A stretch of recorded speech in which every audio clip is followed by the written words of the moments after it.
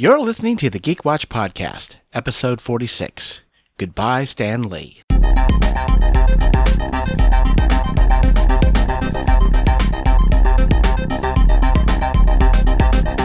is the Geek Watch Podcast with Brian Hatcher and Mandy Petrie.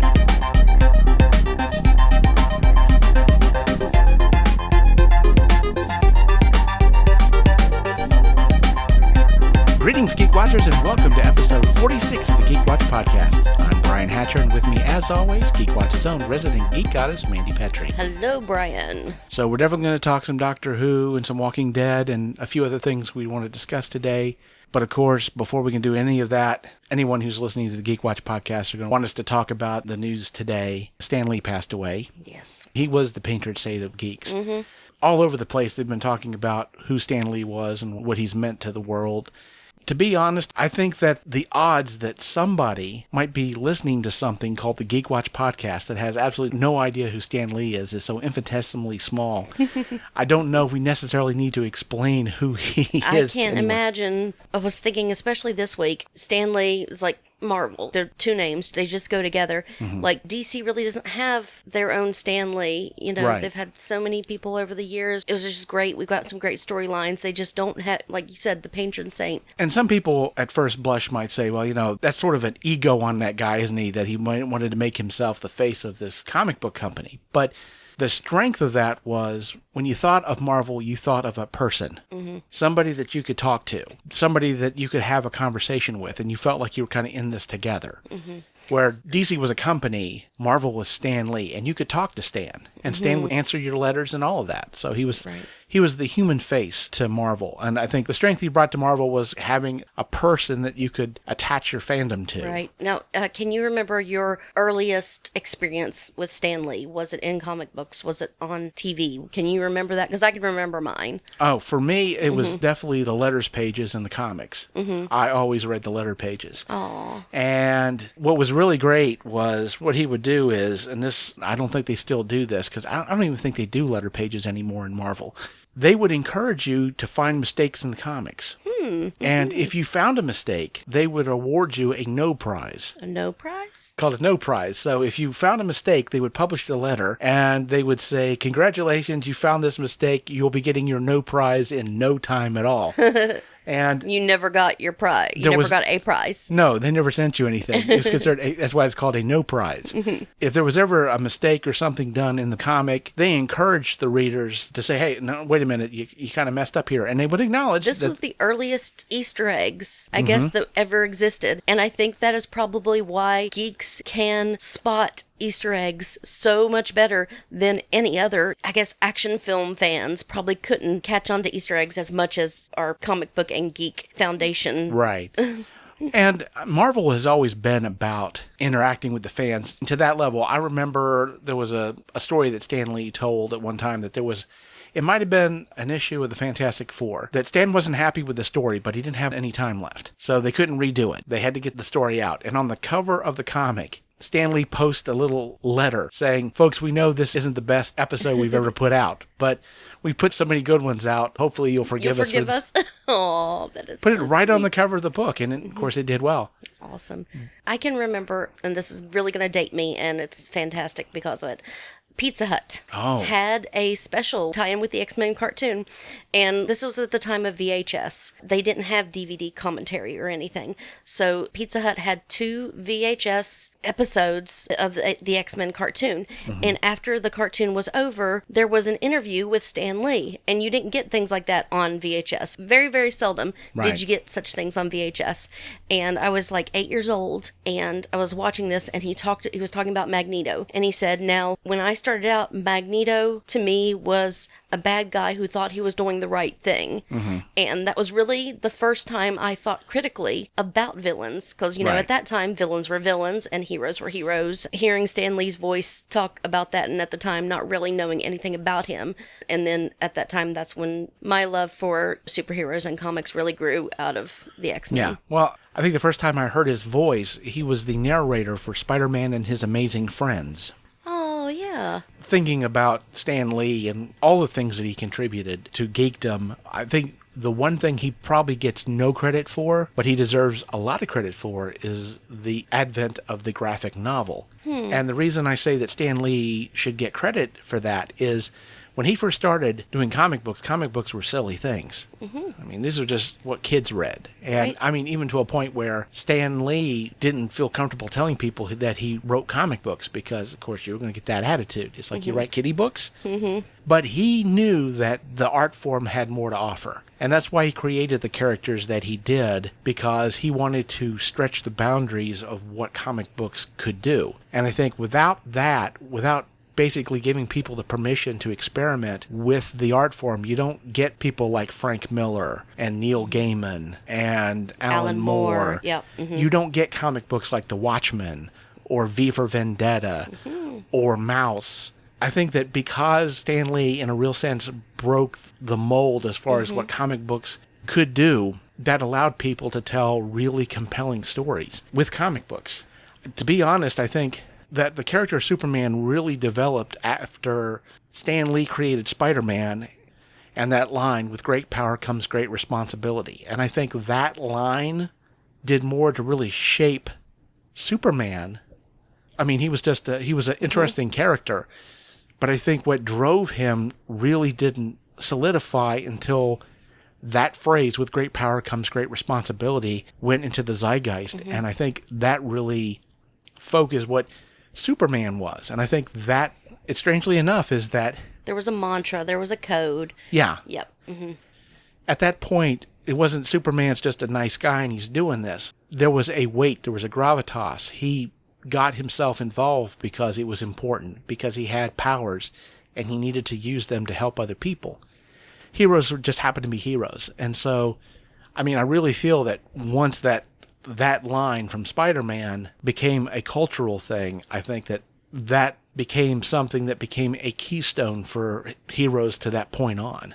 So, but really, I think Stan Lee and what he brought to comics and legitimizing the art form, I think we have gotten so many good things just from that. And I'm glad that he had the opportunity to see characters that he created become some of the most popular movies in the world. Right. And most successful. And now my understanding is he did film his cameo for Avengers 4. Yeah, I've heard. No one's really said anything about a cameo in Captain Marvel. There had been talk that, of course, his health hasn't been the best and that they filmed cameo stuff for him. So I would think that they probably did something for Captain Marvel. From my understanding is that And Avengers... maybe we got a new one for a Deadpool Christmas, or what's it, Once Upon a Deadpool? What, I forget what you said it was called. Once Upon a Deadpool. Once yeah. Upon a Deadpool, the Christmas special.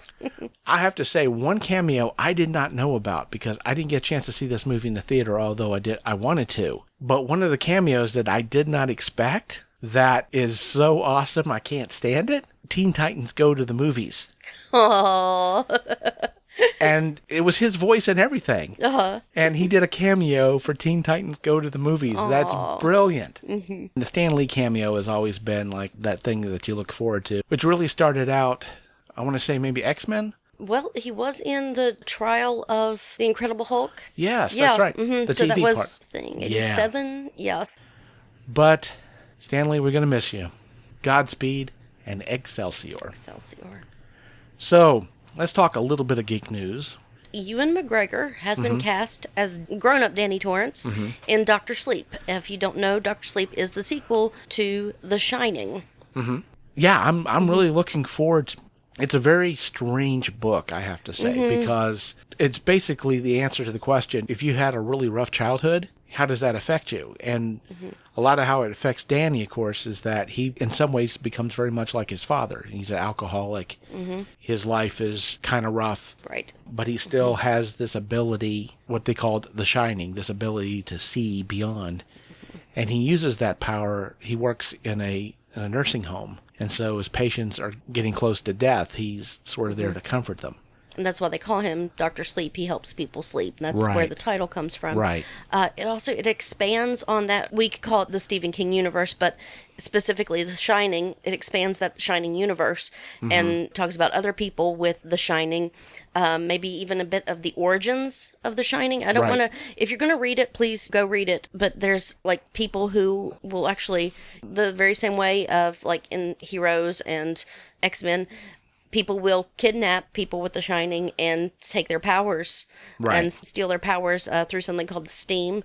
Right. And so it's going to be really interesting. Now, tell me, Brian, do you feel what would be the best way to go about this? To make a sequel to the Kubrick movie, or making Dr. Sleep as it was meant to be as a sequel to the book The Shining? Because I mean, Stephen King wasn't a big fan of the movie, right. And there were changes in the movie that would be bad to carry on to the book. Okay. For example, it's been a while since I've read it. The African American gentleman who taught Janny about his powers. Right. In the book, he survives, yes. And he's in Dr. Sleep. Mm-hmm. And he's an important part, especially in the very beginning of the book, yeah. Exactly. But in the movie, of course, he dies. Right. He was played by Scatman Crothers, and Jack kills him. Mm-hmm. And so you would have to rewrite Dr. Sleep for that part of it. And so in the book Dr. Sleep, Danny goes on to have a relationship with him, and he helps him. He's teaching him to control these powers. And right. And so you would lose all of that.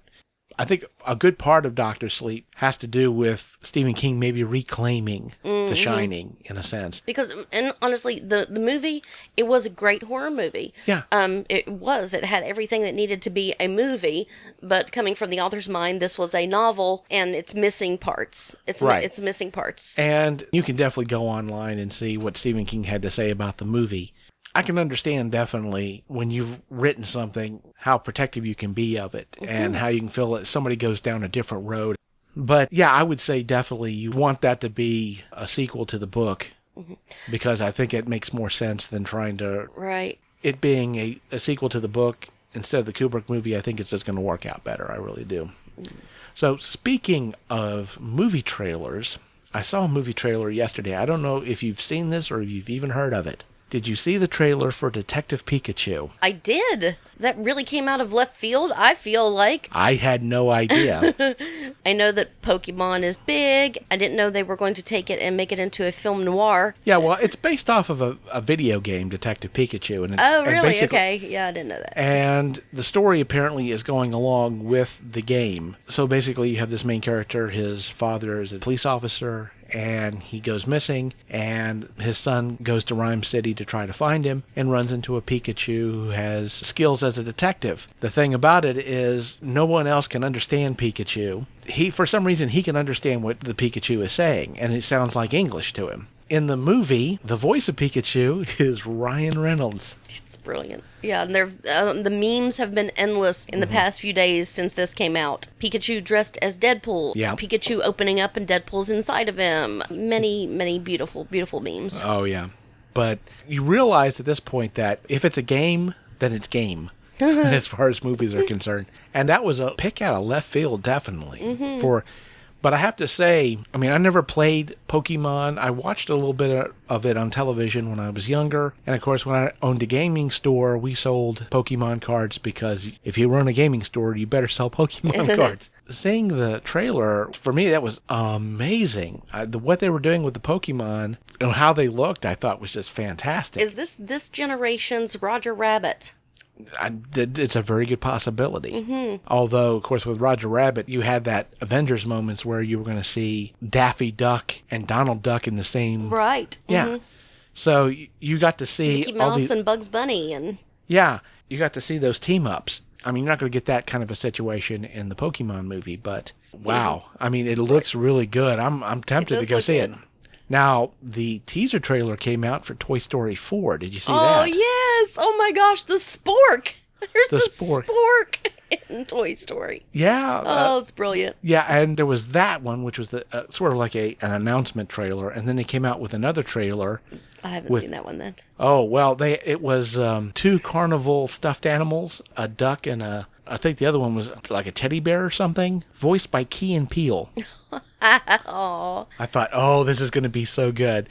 Now, we don't know what the story's going to be about, but I did read somewhere. Tom Hanks was talking about doing the voices for Toy Story 4, and he said there's some parts in the movie that were so emotional, he had to keep his head down. He couldn't look at the other voice actors. Oh. So it's like, well, of course, it's Toy Story. They're going to have to gut you. Well, that's rare that they would have actors in the studio together. Well, sometimes they isolate them so you don't get interference with microphones. Right. But sometimes they'll put people across from each other so they can act off of each other. And apparently Tom Hanks said he couldn't look at anybody. So apparently they decided, as much as the 3 original Toy Stories gutted you, this is going to be worse. Great. Hooray. Hooray. So we've got those to look forward to.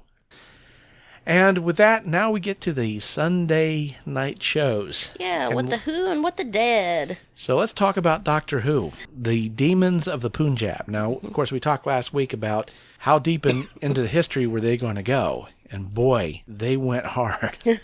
They decided to go into the partition. And if you didn't know what it was, of course, you found out going through the episode. I mean, a very rough time for that country. Millions of people died. Putting the Team TARDIS in the middle of all of that was... Whatever you think about the writing of the show for this season, just like anything else, some people like it, some people hate it. I mean, don't get me wrong, I'm not about to knock any of the old writing or Stephen Moffat or any of the old episodes. But if you look at an episode like Let's Kill Hitler... They go to Nazi Germany, and they meet Hitler, but Hitler's mostly a comedic foil. And make light of it. Yeah, and there are a couple of references, but, I mean, you don't feel the dread of being in the middle of one of the most evil genocidal machines in history. You don't feel the weight of that, because it was just a backdrop for telling another story that, let's be honest, they could have told it anywhere. I feel like in Doctor Who, when you went into the past... There may have been a few situations where you felt the gravitas of the history, but certainly not to the degree that this season had. I mean, Rosa, Alabama, and Rosa and Alabama, and now Pakistan, India. The history is really becoming a serious part of the show. Right, and this emotional, and we went to this big story, this big event in history, told through the most personal storyline, something we can all relate to, something we can feel for. And when she's standing there and they're getting married and she says, I'm going to be the first woman married in Pakistan, it's heart-wrenching and beautiful. It's beautiful storytelling. And I really loved it. And that's one of the complaints is this season Doctor Who is just being too political. It's being too... That's not new. This is Doctor Who from the very beginning. You know, it's always been this way. I don't know if they're just noticing it more now because we have a female doctor, but it's always been this way. So it's not... Well, all good stories have a moral to them. And so all good stories are really saying something about something, whether you agree with it or not. But... especially with this episode, it's not really like you have bad guys in this episode. You have people who are confused. Right. The first thing, of course, is that you have these monsters that turn out not to be monsters. Right. You think they're monsters, and everything leads you to believe that they're monsters. Yeah, but they're not. Again, you feel the gravitas of the history because once the doctor finds out what's going on, she realizes she can't do anything to change it. And, I mean, there's that point where she begs them, give him one more day. And they say, we're not gods. We haven't determined any of this. We're just watching. We're just here so that they don't die alone, that they're witnessed. I mean, what amazing storytelling have we got there. To me, it was like this was Doctor Who at its best. Usually, and I've said this before, usually the first season with a new doctor, the storytelling tends to be kind of weak. And I got to say that the writing's been really good this season. And it's such... I don't know how recent in history that we've had this trope in literature and everything about being forgotten. Neil Gaiman's American Gods. If the gods are forgotten, they lose their power. If you turn your back on them, they lose their power. I just finished reading The Red Tent. I mean, just like yesterday, I finished reading The Red Tent, and a story that I had heard my entire life from Genesis, now flipped around and told through a much more realistic eye. And that was one of the sentences she says, so that you remember me and I'm not just a footnote, that I am my story, so that I'm not forgotten. And it's really, it's really beautiful. And I hope we see them again. It will be tragic. We know that it's going to be tragic when we see them, but to see them would be, beautiful. What's interesting is those characters play a very similar role. Well, you didn't get to see any of the Peter Capaldi ones, but there are these glass creatures that basically appear to people at the moment of their death. They freeze time, and they basically pull them out of time, and they interview them and get their life and then put them back. Oh. This had a lot to do with the Christmas episode, the last Christmas episode where Peter Capaldi regenerates. The 12th Doctor regenerates into the 13th, which made for some really powerful stuff. That story is, I would say, where I said that there were some stories where the history was actually palpable and had gravitas. That one definitely did. The one with the Peter Capaldi's last one. Because history played a real role in what was going on in the story. Well, that's very much like the Christmas Carol episode where the girl had just 10 days to live. And she kept spending them year after year with the Doctor and the boy. Yeah. And so knowing that you're going to die, it's... Right. Wow. Well, I mean, that shadow passes through pretty much every great story in one form or another, So next week, we have The Doctor versus Amazon.com. Huh. Apparently, from what I've seen in the trailers, the name of the episode is Kerblam. And there's this huge conglomerate delivery market service and these robots that deliver packages. Right. And they work for this and it looks like it's Amazon.com, basically. This galaxy's galactic Amazon.com. And so the Doctor's fighting against Amazon. We'll see who wins. But we got that to look forward to next week. And then we get to The Walking Dead. Here we have what is essentially a new beginning. We had another time jump. We've learned all kinds of great stuff, not including what happened to Maggie, but hopefully we'll learn that this Sunday. But one of my most happy moments is when I realized that Rick and Michonne had a baby, little RJ. Yeah, that was a shock. Little Rick Jr., so happy that this is the future. It's happening. We're seeing it, and it's very exciting. I was very happy with the episode. I was okay with the time jump. We see, there's some great stuff. Daryl running away from home, basically. Right. Out to live in the woods, all by himself. And something that I will never, not say is that when shit needs burned, Carol burns shit. And that was beautiful. And she's not lightened up at all. Yeah. Now, one of the advantages of watching The Talking Dead is you get little bits of trivia, and you're going to find this rather interesting. The older Henry is a really good match for the younger Henry, and there's a reason for that. Because the actor who plays the older Henry is the brother. Oh, wow. But that's not all. Not all? No, because their sister has also been in The Walking Dead. She played Sophie. Are you serious? Yes. So all of Carol's kids are brothers and sisters. Oh, yes. That is fantastic, Brian. I love that. My mind was blown. I'm like... Yeah, dude, they... Spot on, perfect, man. And also learning about the actress that plays Judith, little ass kicker all grown up, was Rey in Star Wars. She was Baby Rey. Baby Rey in Star Wars. Yeah, and what I learned from Talking Dead was she's the epitome of the professional. The older actors, if they start to screw around, she gets them back in the line. Excellent. Well, they're old hat. They've been at this for 9 years. Like, we're done. This is brand new to her. What I love about it is, of course, you have the actress who's playing the deaf character is deaf. The actress who's playing her sister, who signs and translates, is actually hard of hearing. Wow. Amazing. Yeah. And they're such good actors. Yeah. Wearing emotion on your face, which is a big part of deaf culture. You wear your emotions. And, that's why deaf people are so good at playing poker. So don't play poker with a deaf person because they can read everything. Oh, yeah. I do have to say that I am interested to see where things go. They're getting ready to develop this big bad that is going after Rosita and Eugene. And so if they wind up catching Eugene, it's going to be bad. I mean, that's definitely... There's not going to be a whole lot of good things to happen. And like I said, I don't know how much of the comic they intend to use. But if they do, there's going to be some really horrible things. Oof, wow. Stuff that very uncomfortable, very messed up. And I have to say...